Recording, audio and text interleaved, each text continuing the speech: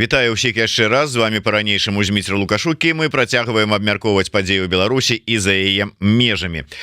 Чарговы наш госць, і можа для кагосьці гэта будзе дзіўна, але тым не менш у нас не просто прадстаўнік выбарчага спіса блока Прокоп'ева-Егорова на выбарах у координацыйную раду, а старшыня пражской суполки Пагоня, бізнесмен Віталь Тимошченко. Вітанне, спадар Віталь. Вітанне, Зінобр.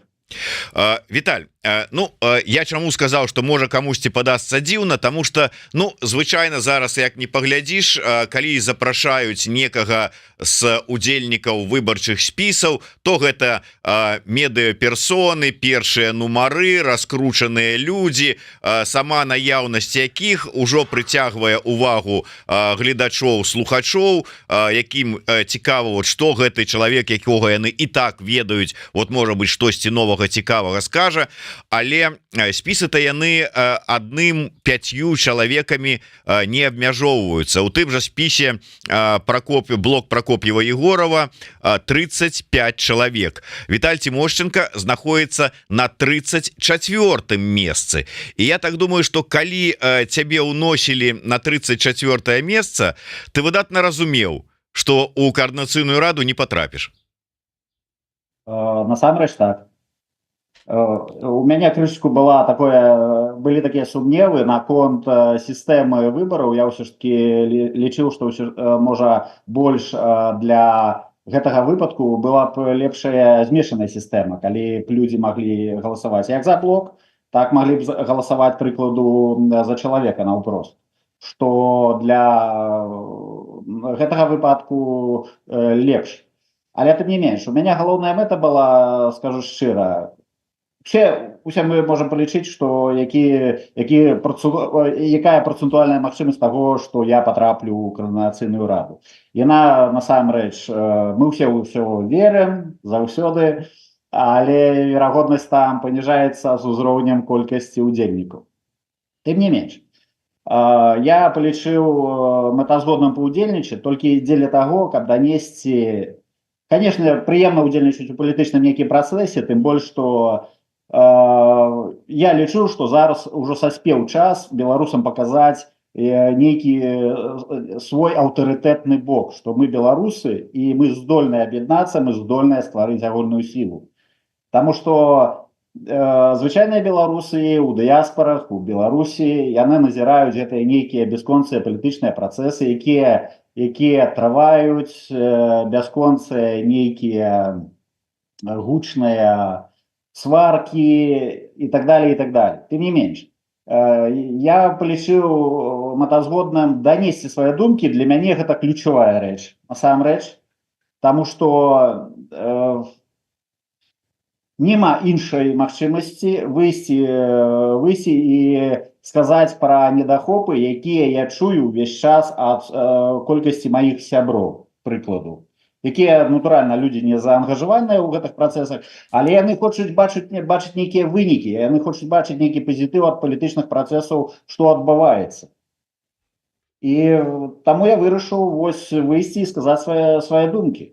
Віталь, давай мы про тое, што ты хочаш данесці. У прынцыпе, мы трошку пазней, мы абавязкова да гэта вернемся, бо это ў прынцыпе і моя галоўная мэта раскруціць цябе на тое, каб ты шчыра расказаў пра матывацыю. Але давай, можа быць, ад самага пачатку. Чаму менавіта блок Прокоп'ева-Егорова? Ведаеш, калі я пабачыў тваё імя ў гэтым спісе, майму здзіўленню не было межаў. Не таму, што ты вырашыў пайсці ў палітыку. Ты і так у палітыцы, ты і так актыўны чалавек, як я ўжо казаў, старшыня пражской суполки Пагоня, чалавек займаецца бізнесам, але не адыходзіць ад спраў беларускіх. І тут пра беларускасць, якая для цябе на першым месцы і якая для цябе вельмі важная. Калі паглядзець на таго ж самага Прокоп'ева, пры ўсёй павазе, рускамоўны чалавек, які прыйшоў у пратэстны рух у 20-м годзе, але менавіта свядомай беларусацэнтрычнасці, скажем так, мае вельмі аддаленае такое дачыненне, як і пераважная большасць астатніх удзельнікаў гэтага спіса. Былі ж іншыя спісы, больш нацыянальна арыентаваныя. Чаму сюды? Видите, пытанне абсолютно трапнае і мне оно вельмі падабаецца, таму што адказ вельмі просты. Я лічу, што мой нейкі функцыянал, які я прыношу, які б я магу прынесці і карысць у любы са спісу, ён спачувае ў тым, што, па-першае, я цудоўна разумею стаўленне звычайных абывацелей, якія арыентуюцца у адраджэнецкіх кругах, цудоўна ведаю стаўленне да Пракоп'ева. І перад гэтым, натуральна, я некалькі разоў з ім сустракаўся, размаўляў і ўздымаў пытанне беларускасці, беларускай палітыкі. Але паколькі там у спісе, насамрэч, сабраліся вельмі разнастайныя людзі. Там ёсць людзі беларускамоўныя, натуральна, людзі там з розных кантынентаў, з Амерыкі шмат людзей з Еўропы. І мне падалося, што я хацеў бы данесці і ўнутр, усярэдзіне гэтага спіса і ў камунікацыі, таму што у нас увесь час адбываецца камунікацыя нейкая ўнутраная, інтэрная, то хацеў данесці, што нельга занядбаць кантэкст беларускай культуры, беларускай мовы ў камунікацыі. Я это агучыў і спадзяюся, што пасля высветку хутка будуць ужо выбары, і пасля высветку людзі, якія удзельнічалі ў гэтым дыялогу, наўпрост сам Вадзім і шэраг астатніх людзей, яны зробяць нейкія высветкі. Таму што усе мы ведаем, што беларускія дыяспары, яны у дадзены момант больш беларускамоўныя. Не ўсе, таму што людзі, якія з'ехалі пасля 20-го года, яны як бы толькі пачынаюць пачуваць сябе беларусамі, як бы, але старыя дыяспары гэта ўжо не выключэнне, што яны беларускамоўныя. І для іх нейкія гэтыя пазіцыі, якія датычацца адраджэння мовы і так далей, пытанні, якія ўздымаюцца ў праграмах, для іх яны вельмі важныя. І калі я, можна сказаць, у самым расейскамоўным спісе беларускамоўны адраджэннік з'яўлюся і скажу свае тэзы, і потым мы это ўсё прааналізуем і паглядзім, наколькі мы можам уплываць і наколькі да нас ёсць давер, тады ўсе гэтыя людзі зробяць высветкі, высновы для сябе, як нам лепей ісці, якія падыходы да камунікацыі з людзямі выкарыстоўваць. Вось і ўсё, таму я выбраў самы цяжкі шлях насамрэч. І я палічыў, што для мяне насамрэч па вялікаму рахунку яно і не важна, у якім бы я спісе удзельнічаў. Моя галоўная мэта была данесці да беларусу свае думкі, што я хачу, як я хачу, каб каардынацыйная рада выглядала, прыкладу. І адной з матывацый, якой было, чаму я пайшоў, як бы, ну, натуральна, мне просто прыйшла прапанова, і я падумаў, што якая мне розніца, мы ж усе беларусы, і мы ўсе мусім працаваць на адной глебе. Насамрэч, я ў гэтых выбарах нават не бачу ніякай канкурэнцыі. Там адзінае ёсць недахопы, якія пазнейша агучу, якія мне асабіста не падабаюцца, я лічу, што гэта недарэчныя пэўныя рэчы там. Але можам працягнуць. Давай працягнем, і я просто яшчэ одно, ну, такое правакацыйнае пытанне табе задам. Гэта яно у гэтым разам будзе тычыцца твайго нумара ў спісе. 34 нумар, яшчэ раз нагадаю, з 35 чальцоў спісу. Віталь, ты чалавек у беларускай асяродку, ну, прынамсі Чэхіі, Прагі, вядомы. І калі параўноўваць з людзьмі, якія вышэй цябе па спісу, ну, па сваёй вядомасці і па сваёй медыйнасці, ну, ты значна больш, чым пераважная большасць тых людзей, якія ў цябе наперадзе ў спісе стаяць. У мяне такое адчуванне, што ты, ну, можа быць, адмыслова, разлічваючы на тое, што ты вот как бы патусуешься на выбарах, ну, каардынацыйную раду не патрапіш, попрасіў, каб цябе ніжэй паставілі. Хаця вот я перакананы, што калі б ты сказаў: добра, хлопцы, я да вас іду, але, ну, каб не пазорыцца на 34-м месцы, давайте мне там хотя бы там пасля Кныровича там на место 5, ну ладно, не пасля Кныровича, не на 4-е место, ну на место 5-е, 7-е. Так як так вот? Не, насамрэч, калі я долучыўся ўжо да спісу, спісы ўжо насамрэч бадай што былі сфармаваны, як бы па-першае, я хацеў дапамагчы людзям дапоўніць спіс. І я не магу сказаць, што ў мяне ёсць нейкія глобальныя палітычныя амбіцыі. І лічу, я абсалютна перакананы ў тым, што вось якраз такі гэтыя палітычныя амбіцыі, гэта змаганне за футра незабітага медведя, вось гэта тое, што шкодзіць развіццю. І вось гэта, і нават калі мы удзельнічаем, прыкладу, у стварэнні трэцяга склікання Координацыйнай рады, так? Якія мы мэты і якія задачы мы перад сабой ставім? Я лічу, па-першае, гэтых 80 чалавек, якія ў гэтых спісах потым сфармуюцца, гэта абсалютна недарэчная колькасць. Таму што у нас не такое шырокае экспертнае поле, насамрэч. Давайте погодзімся. Я просто бачу кучу людзей з розных астатніх спісаў і скажу так, што процентаў 90 гэтых людзей яны ўвогуле не разумеюць, што такое палітыка. Я просто поўнасцю перакананы. Але можа ў гэтых спісах ёсць людзі, якія вельмі, ведаеце, якія прыносяць вельмі добрыя свае прафесійныя якасці. Таму што палітыка гэта не толькі быць палітыкам і мець нейкія амбіцыі, а гэта яшчэ нейкі бюрократычны працэс. Это трэба банальныя нейкія рэчы выконваць, запаўняць паперы, камунікацыю весці на розных мовах, у розных краінах і так далее. Таму я лічу, што у дадзены момант фармаванне і вось гэты працэс выбару ў Координацыйную раду, ён хутчэй з'яўляецца такім, ведаеце, такой спробай беларусаў, давайте мы вось павучымся, як мы будзем у палітыку гуляць. Але пакуль мы не саспелі да гэтага якасна, пакуль мы гэта не зрабілі, пакуль мы рэальна людзям не паказалі, палітыкам у свеце, усім астатнім народам, якія на нас глядзяць, там суседзі нам зайздросцяць, дарэчы, моцна зайздросцяць, таму што у нас на дадзены момант уже лічыцца, што беларуская дыяспара, яна такая сфармаваная даволі моцная. Беларусы ўжо яднаюцца зараз, ужо ідзе рост саміх беларусаў як такіх. І таму я палічыў, што у мяне няма ніякіх палітычных амбіцыяў. І гэтыя амбіцыі мне будуць замінаць нават у тым, каб дапамагчы гэтаму працэсу. І калі нават адбудзецца так, што наш спіс прайграе, з'явяцца іншыя людзі і так далее.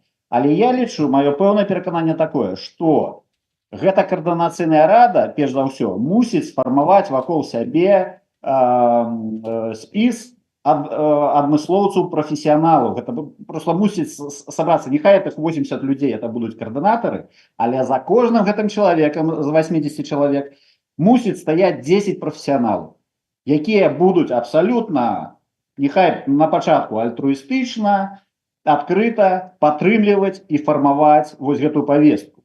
Таму што натуральна, што вельмі шмат людзей, якія больш заслугоўваюць быць у Координацыйнай радзе, яны проста, ім не цікава там быць. Таму што для іх гэта пакуль што такі крыху можа ў нейкім сэнсе і такі смешная аматарская спроба беларусаў нешта стварыць моцнае. Але я ўпэўнены, што ў нас зараз хапае патэнцыяла інтэлектуальнага і фізічнага і матэрыяльнага патэнцыяла хапае, каб стварыць каманду, якая сфармуе рэальны і запусціць рэальны палітычны працэс всярэдзіне. Таму што мы все адэкватныя людзі. Вы ж паглядзіце, калі мы скажам, што 12 спісаў ёсць, так, і у залежнасці ад працэсуальнага падзела там патрапяць нейкія людзі, якія зверху ў гэтых спісах, да? Што пасля гэтага пачнецца? Пасля гэтага пачнецца, што яны пачнуць дамаўляцца, нешта рабіць і так далее. Але мне падаецца, это тупіковая сітуацыя. Я не хацеў бы, каб гэта было, што яны там будуць потым перасварыцца паміж сабой, і гэтая ўся сітуацыя зайдзе ў тупік. Не, я лічу, што гэтыя людзі, якія там збяруцца, і неважна, хто пераможа, іх найпершая задача вакол сябе сабраць вось гэты актыў. Я лічу, што першая Координацыйная рада, першае скліканне, другое скліканне, я лічу, што гэтыя людзі, якія там працавалі, ім хапае, скажем так, нехай я громко скажу, але ім хапае мазгоў і ўнутранае пачуцце адказнасці за тое, што яны перад гэтым за сябе ўзялі. І ў іх жа ж ёсць адчуванне таго, што гэтыя працэсы былі запущены, але яны недароблены. Ну вось зараз мы калі камунікуем паміж рознымі людзямі, неважна хто, актыўныя людзі ў дыяспоры, яны кажуць, а вы ведаеце, я ўвогуле не ведаю, што яны робяць. А я хочу донести, вот давайте зробім так, каб усе разумелі, для чаго координацыйная рада патрэбна і што яна робіць. І як мы можем ім дапамагчы. Это наша галоўная мэта. То есть, прабачце, я можа так. Все нормально. Віталь, я адразу просто удакладнення. А ёсць усё ж таки вот зараз уже ўяўленне, ну не тое, што робіць координацыйная рада, там ці рабіла яна у мінулым годзе, а для чаго яна патрэбная вот нам у будучыні. Вот что? Ну апроч того, что это школка для навукі, атрымання нейкіх ведаў палітычнага жыцця і палітычнай змагання. Я думаю, глядзіце як. Я лічу, што галоўная мэта, для чаго яна патрэбна, координацыйная рада. Гэта мы ўжо саспелі для таго, каб стварыць нейкі незалежны легітымны орган, які будзе прызнавацца беларусамі. І наша галоўная задача стварыць гэты орган на такім прынцыпе, што гэта координацыйная рада, яна будет празрыстай, то беларусы абсолютно, і нават беларусы ў Беларусі і беларусы ў дыяспорах па ўсім свеце, то яны будуць абсолютно разумець, для чаго гэта патрэбна. А патрэбна гэта для таго, каб вы стварылі легітымны орган, моцны орган, самадастатковы, як у фінансавым, так і скажем так, у інтэлектуальным плане. І мы можем, і гэты орган реально займецца вырашэннем праблемаў беларусаў. Потому что, прабачце мяне, я не хочу конкретно агучваць нейкія палітычныя сілы, якія зараз ёсць у палітычным поле Беларусі, але у большасці людзей, якія вось я сустракаюся з рознымі дыяспорамі. У мяне ёсць шмат сяброў і з беларускага боку, і усюды па розных краінах у свеце. І вось людзі задаюць абсалютна трапнае рэзоннае пытанне. Скажыце, калі ласка, а вось што конкретно зрабілі для беларусаў вось гэтыя палітычныя сілы, якія зараз на гэтым поле у нас існуюць? І пытанне застаецца з пытальнікам. Пык такое, а што яны зрабілі? Дык вось, для таго, каб беларусам тлумачыць, што мы будзем займацца? Мы будзем займацца, координацыйная рада, яна пасля фармавання спецыялістаў, гэтых груп спецыялістаў розных, яна конкретно мусіць засярэдзіцца на надзённых пытаннях беларусаў. Гэта візавыя пытанні, гэта праблематыка дыскрымінацыі беларусаў у свеце, якая зараз назіраецца ад Чэхіі да Літвы і яшчэ некалькі краінаў, дзе там можа не гаршэйшая сітуацыя, але ўсё роўна гэта дыскрымінацыя да беларусаў ёсць на дзяржаўным узроўні. Уяўляеце сабе. Яны як бы пра гэта не кажуць, але дэфолтна беларусы як бы ў чорным спісе. З-за таго, што Лукашенко, узурпатор, зацягнуў Беларусь у вайну. Так, прабачце, а наша мэта якая дыяспаральная? Якая наша мэта беларусаў, якія маюць свой падмурак і маюць нейкія і стаяць пэўна на нагах у гэтых краінах? Так давайте вось збярэмся і давайте распачнем гэты дыялог, адкрыты дыялог. Ёсць праблема? Вырашаем праблему. Мы можем зараз, глядзіце, мы можем зараз, як многія палітыкі займаюцца тым, што мы вырашаем нейкія пытанні для будучыні. Мы збіраемся, гаворым пра будучыя палітычныя дамоўленасці, нейкая супрацу з ЕЗ, з Еўрапейскім звязам, супрацай з амерыканскім урадам ЗША, ці яшчэ з якой Великабрытаніі і так далей. На будучыню гэта вельмі карысна, але ў дадзены момант, калі мы знаходзімся пад велічэзным ціскам першай палітычнай абстаноўкі ў свеце і канкрэтнай ціскам канкрэтнай з Беларусі, беларусу выжылі адтуль. І наша мэта якая? Наша мэта з'яднацца і паказаць, так, нас выгналі, але это не значыць, што мы апусцілі рукі. Давайте вырашаць праблемы на месцы. Давайте збярэмся і вырашым надзённыя пытанні. Мы можем потом у фінале казаць: ну давайте, вось мы там подпишем с Конгрессом США домоўленасці. Яно цудоўна, што на нейкім узроўні ідуць дыпламатычныя кулуарныя дамоўленасці. Гэта выдатна. Але для звычайных беларусаў ёсць надзённыя пытанні. Гэта прасрочаныя пашпарты, гэта атрыманне візаў у розныя краіны, прычым як ад шенгенскіх, так і астатніх. І давайте вырашаць вось по ўзроўнях гэтыя ўсе пытанні, а не тое, што мы пачнем зверху, мы там сустрэнемся з еўрапейскімі палітыкамі, яны нешта там паабяцалі. Ну цудоўна, для галачкі і для амбіцый нейкага з гэтых палітыкаў, хто з імі сустрэўся, гэта выдатна, нас прызнаюць. А што далей? А што для звычайных беларусаў адбываецца? А нічога. Але ці не будуць нейкія інструменты у коаардынацыйнай рады, каб вырашаць гэтыя пытанні, бо гэтыя ўсе пытанні завязаныя, ну калі не браць нават там высокі ўзровень кіраўніцтва нейкіх краін, на нацыянальныя заканадаўствы. Ці ёсць у нас у коаардынацыйнай рады там Воўвоўнава, Прокоп'ева, там ці Тимошченко, калі раптам ўсё ж таки потрапіць у спісы, каб прымусіць, ну я не ведаю, там нейкіх урад ці дэпутатаў Чэхіі, каб яны змянілі сваё заканадаўства нацыянальнае на карысць беларусаў.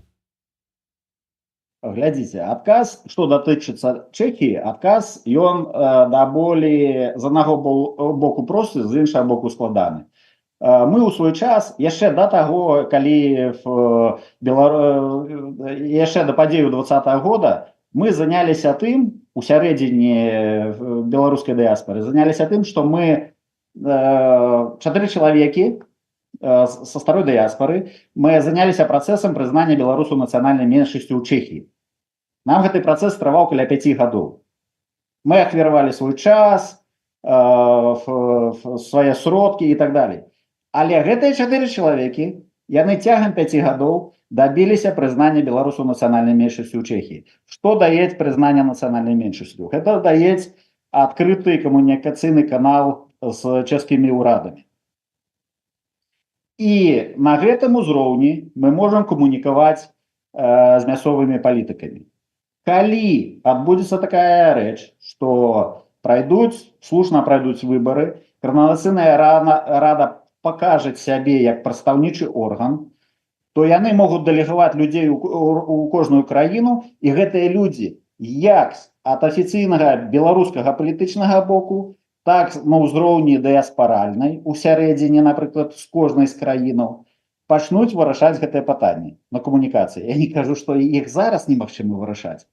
Конечно, гэта можна, але калі пасля выбараў будзе мандат беларускага народа, то гэта камунікацыя будзе больш эфектыўнай. Хуткі Смоуш піша, но я нават не буду чытаць то, што ён піша, таму што хуткі Смоуш, ёсць боты хітрыя і прадуманыя, якія в прынцыпе пішуць такое, што можна падумаць, разумнае нешта піша, а бываюць тыя, якія пішуць нейкую абы што. Таму ведаеш, што яшчэ раз, спадар Віталь бізнесмен, у яго колькі 2 ці 3 бізнеса, прычым вельмі паспяховых бізнеса, і беларускую клубоўню у цэнтры Прагі ён фактычна утрымлівае за свае ўласныя сродкі. Так што сядзець у КС і атрымліваць бабкі, каб не працаваць дзе-небудзь, ну это, ведаеце, я ўжо нават не кажу про тое, што у КС бабкі не плацяць, то ўсё астатняе, ну, выглядае просто, ведаеце, правалам Штирлица. Але Віталь, ты адзначыў такое, што варта б нам усім аб'яднацца.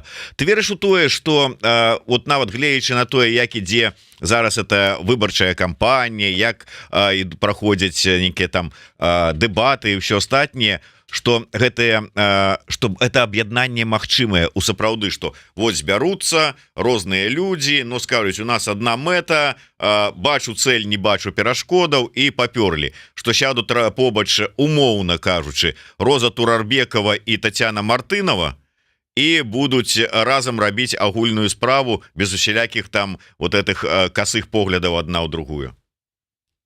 Ну, глядзіце, тут пытанне яшчэ трэба разумець одну рэч.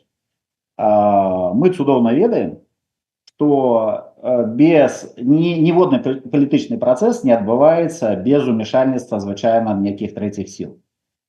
І тое, што мы вось з гэтых спісаў, з большасці людзей, якіх ніхто не ведае, што з гэтых спісаў няма нейкіх людзей, якія могуць даносіць абсалютна ці прасоўваць зацікаўленасці абсалютна не нас, беларусаў, а нейкага трэцяга боку, ну я гэтага не вылучаю. Таму я насамрэч лічу абсалютная простая тэза. Калі хтосьці з беларусаў выступае супраць аб'яднання, гэта не важна на якой глебе, на культурнай, на палітычнай глебе і супраць палітычных працэсаў нейкіх, то прабачце мяне, а кім вы з'яўляецеся? За што вы змагаецеся? Што можна зрабіць у свеце, не аб'яднаўшыся? Маглі б там, прыкладу, мог бы Моисей, это, конечно, библейский некий прыклад, мог бы Моисей вывести габрэяў з пустэчы, калі б яны не былі ўсе разам і ўсе разам выжылі. Дык як вы хочаце выжываць? Як вы хочаце выжываць у гэтым цяжкім свеце, дзе мы нікому не патрэбныя? Мы просто нікому не патрэбныя. Мы зараз кожны змагаемся за сябе. Кожны змагаемся за сваю пляцоўку, дзе мы выжываем. Ясна, што кожны задзейснены ў нейкіх там сваіх бізнес-працэсах і так далей.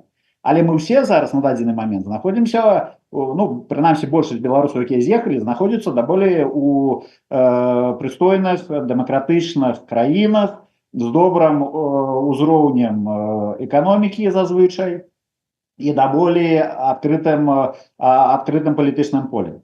Так прабачце мяне, калі вы жывучы там, вам стварылі пляцоўку для таго, каб вы развіваліся, ну, калі ласка, хочаце вы самастойна функцыянаваць, дык функцыянуйце, навошта вы тады выходзіце крытыкаваць тое, што яшчэ не зроблена.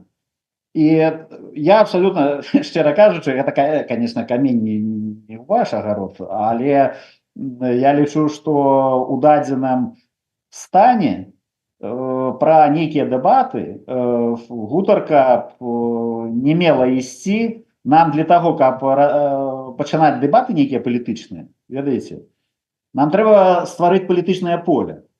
Вось вы адкажыце, калі ласка, у нас ёсць моцнае беларускае палітычнае поле. У нас ёсць моцныя палітыкі, акрамя пару людзей, ну, якія даўно ангажуюцца ў палітыцы, якія прайшлі нейкія палітычныя курсы, і якія апантаныя вось палітыкай, яны проста гэтым жывуць.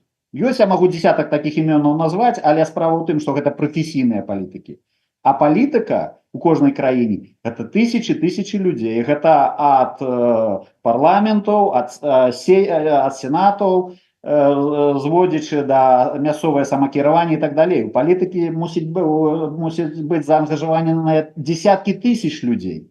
Мы зараз кажам пра 300 чалавек не цэлых, якія хочуць паміж сабой устроіць нейкую такую волтузню у шклянкі вады. Бачце мяне, калі мы не аб'яднаемся, мы нічога не зробім. І гэтыя людзі, якія ангажуюцца там, і ў якіх, можа, ёсць нейкія палітычныя амбіцыі, як вы можаце рэалізаваць гэтыя палітычныя амбіцыі? Такім чынам, што мы аб'яднаемся, паставім свае задачы і будзем над імі працаваць. Это доўгі працэс. Это не тое, што за 2 гады мы можам вырашыць усе пытанні беларусаў. Это працэс, які зацягнецца на дзесяцігоддзі. І все. Мы просто працуем. Але ўсё ж таки ты пайшоў увогуле ўвесь гэты працэс у гэтую выбарчую кампанію увязацца з мэтай паспрабаваць данесці вось гэтую тэзу. Нам трэба аб'ядноўвацца і разам працаваць на агульную мэту. Ну, вот на сёння, калі глядзець, атрымліваецца хаця бы вот, ну, спрамовіць гэтую тэзу. Чуюць цябе ці не чуюць? Вот якая рэакцыя? Ну, зараз я распачаў, і людзі, якіх я сустракаю, і не толькі мае сябры і маё поле, як бы людзей, з якімі я знаёмы і так далее. В прынцыпе, рэакцыя вельмі станоўчая. Канешне, в большасці выпадкаў, як ёсць такі жарт, ведаеце, там 60 гадоў назад беларусы і Аўстраліі пачалі яднаюцца дасюль. Вось. Але з іншага боку ёсць жартик, а ёсць тое, што дыяспоры сфармаваліся. І працэс еднасці пайшоў. Іншая справа, што нам трэба у нейкім сэнсе трошку саспець. Нам трэба, калі адбываецца нейкі палітычны працэс, ці адбываецца штосьці, што трэба зрабіць, нам трэба крыху адкінуць свае амбіцыі, можа, нейкія эмоцыі і з холоднай галавой падысці да рэалізацыі працэсу гэтых усіх. Таму што я шчыра скажу, вось я сабе не уяўляю, так? Я не уяўляю, калі гэта такі цяжкі прыклад, але вось ёсць дзяржава Ізраіль, да?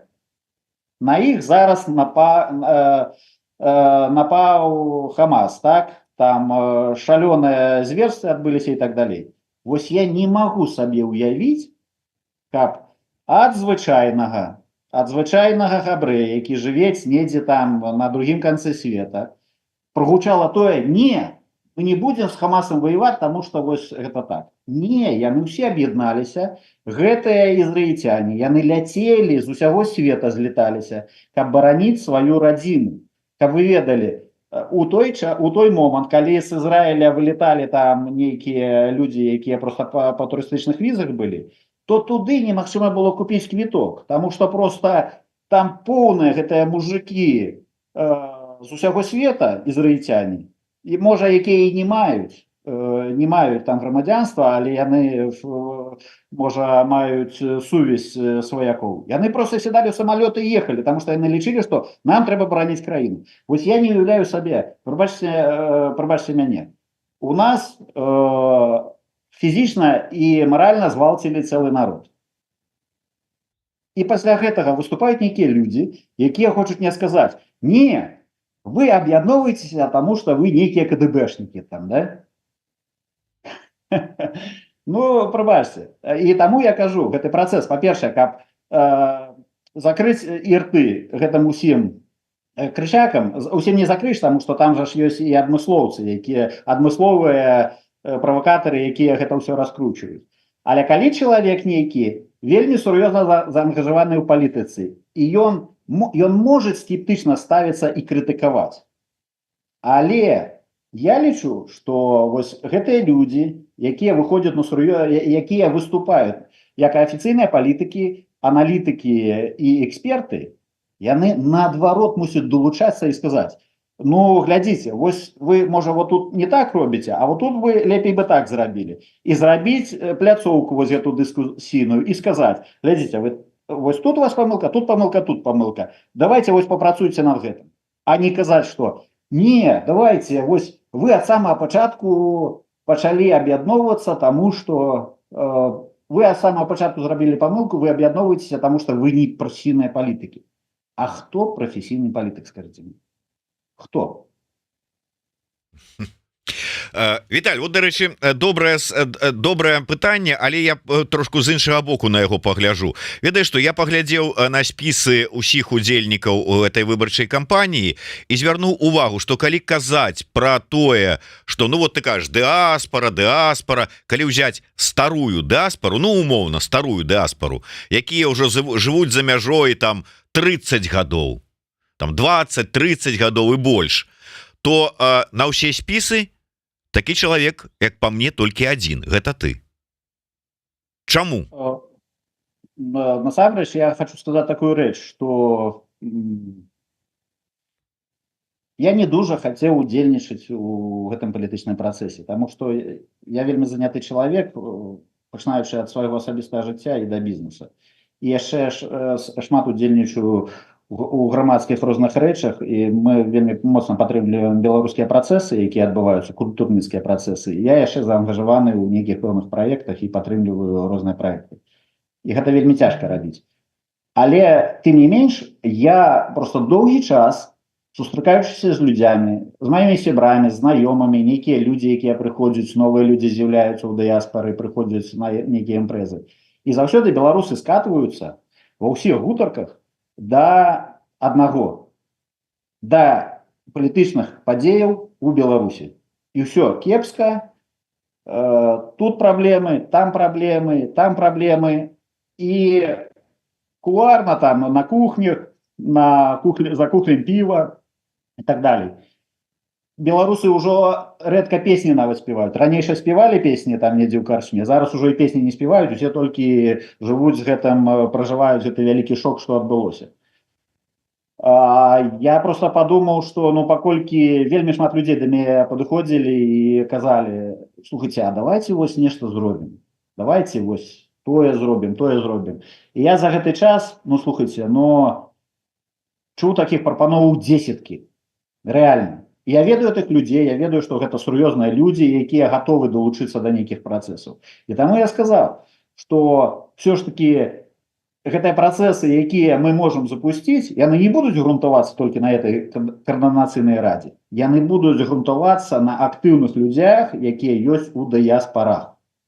Там мусіць долучиться шырэйшае кола людей. А я просто вырашыў паўдзельнічаць, тому что я вырашыў просто гэта людям сказать, потому что звычайныя люди, якія приехали там пасля 20-го года, ці пазнейшых, то ці ранейша, не со старых дыяспор, я хотел просто донести, что насамрэч вы не одни. Вот гэтых 300 человек это не одни. За этими 300 людьми стоять яшчэ там сотни и сотни людей, якія готовы дапамагаць, якія готовы удзельнічаць у працэсах. Яны, як усе беларусы, шмат хто не хоча там ставіць под удар нейкіх сваіх сваякоў ці яшчэ штосьці там. Але неафіцыйна, схавана, яны заўсёды будуць дапамагаць. Так что гэта яшчэ одна галоўная думка, якую я хочу донести, что нас не так мало, беларусаў шмат. И беларусаў шмат, якія хочуць штосьці рабіць. Ну так давайте им дамо магчымасць гэта рабіць. А магчымасць гэта зрабіць координацыйную раду празрыстай, объединять диаспоры, показать нам собраться, показать, что мы сила и что мы можем реально вырашаць пытанні. Мы можем собраться, поговорить, попить пиво и потом забыться. А можем после гэтага ўсяго зрабіць выследкі нейкія, анализ, подлучыць экспертаў и распачаць працу. И гэта праца не на 2 гады, прабачце мяне, это праца на 10-годдзя вперед. Ну да, і вот, дарэчы, я за тое, каб що ж таки Віталь потрапіў у координацыйную раду хотя б з той мэтай, што паколькі ён не п'е піва, то ён не будзе збірацца толькі для того, каб пагаварыць і піва папіць, а вырашаць справы будзе. Ну і вопыт бізнесмена ўсё ж таки дае сябе знаць. Ну на завяршэнне, Віталь, як ты лічыш, все ж таки ці магчыма такое, вот ёсць такое меркаванне, што координацыйная рада зараз актывізуецца, збіраецца і ввогуле ўсе гэтыя выбары скіраваныя на тое, каб пэўныя людзі прыйшлі ў координацыйную раду, узмацнілі яе, перахапілі і перацягнулі на сябе, на координацыйную раду ці частку, а пры магчымасці і ўсе тыя паўнамоцтвы і ўсё астатняе, чым зараз валодае, там скажем, Ціхановская, офіс Ціхановскай, а можа і аб'яднаны пераходны кабінет. Карацей кажучы, вось забраць сабе ўсю прадстаўнічую уладу і сказаць: зараз мы вырашаем і прадстаўляем, ну а вы тут, ну, можете збоку пастаяць, але галоўнае цяпер мы. Я не хотел, шчыра скажу, это агучваць, але я заўважыў вось гэтыя працэсы і гэтыя скандалы, якія адбыліся там, напрыклад, са спадарняй Алінай Коўшык, якую я вельмі паважаю, мы асабіста знаёмыя, і яшчэ з нейкімі людзямі. Я лічу так, што не на карысць пайшло тое, што спадар Дабравольскі сабраў сваю каманду у координацыйную раду наўпрост. Потому что маё меркаванне такое, что у іх, як у афіцыйных прадстаўнікоў офіса Светланы Ціхановскай, у іх столькі працы. Вось прыкладу, спадарня Аліна Коўшык. Яна чалавек по нацыянальнаму, прадстаўнік по нацыянальнаму адраджэнню, можна сказаць, міністр нацыянальнага адраджэння. Я магу просто ад рукі зараз за 5 хвілінаў накидаць столькі праблемаў, якія ў нас ёсць у розных колах і ў розных дыяспорах, і што б мы маглі вырашаць. І гэтае пытанне дасюль яшчэ не вырашана. Што спадарня Аліна, яна мусіла працаваць 24/7 і на 365. Потому что у нас гэтае пытанне не вырашана. Я просто шчыра скажу, я просто не зусім разумею, як гэтыя людзі могуць спалучаць гэтую велічэзную адказнасць сваю і яшчэ з чымсьці. Гэта нереальна просто. Таму там ёсць спекулятыўны фактор. І які б я лічу, што мы мусілі як беларусы неяк гэтыя рэчы ўздымаць і пра гэта шчыра адкрыта сказаць. Давайте так. Хочаце вы кантраляваць просто адзіны легітымны орган, які спрабуе ўзнікнуць? Ну тады які да нас давер будзе збоку? Хто нам будзе давяраць? А нам трэба вярнуць давер да сябе. Беларусаў унутры краіны, беларусаў па-за межамі. Давайте вернем гэты давер. Глядзі, мы атрымліваецца у нас две магчымыя, ну как бы небяспекі такого ўзмацнення аўтарытарызма у дыаспора. С аднаго боку подозрение, что праз розныя з розных сваіх людзей, пачынаючы ад цэлага спісу добровольскага і асобных людзей у іншых спісах, праз гэтыя структуры офіс хоча ўзяць контроль под контроль координацыйную раду. З другога боку, скажем, что той же самый Латушка ці Прокоп'ев, там ці яшчэ хто удзелам у координацыйнай рады хочуць сабе ад Ціхановскай перацягнуць там нейкія свае паўнамоцтвы і адхіліць яе ад вырашэння праблемаў. Магчымыя такія варыянты? Слухайте, ну я вось апошні варыянт бы я б не допускаў, потому что Светлана Ціхановская, з усёй да яе павагай, яна з'яўляецца як бы афіцыйным, пакуль што афіцыйным прадстаўніком беларускага народа. Беларускі народ я дэлегаваў, і ў іх ёсць свае задачы, якія яны мусяць вырашаць. Але я лічу, что координацыйная рада яна мусіць стварыцца як абсолютно празрысты орган, які і будзе у тым ліку і уплываць на офіс Светланы Ціхановскай. Канешне, яно зараз выглядае ўсё так, што яны хочуць у координацыйную раду працягнуць сваіх прадстаўнікоў, каб мець дагляд над нейкімі палітычнымі працэсамі, у якім кірунку будзе скіроўвацца гэта ўсё. Небяспеку я ў гэтым бачу, скажу шчыра. Я скажу шчыра, што гэта не зусім прыгожая палітычная гульня гульцоў, якія прэтэндуюць на аўтарытэт беларускага народа.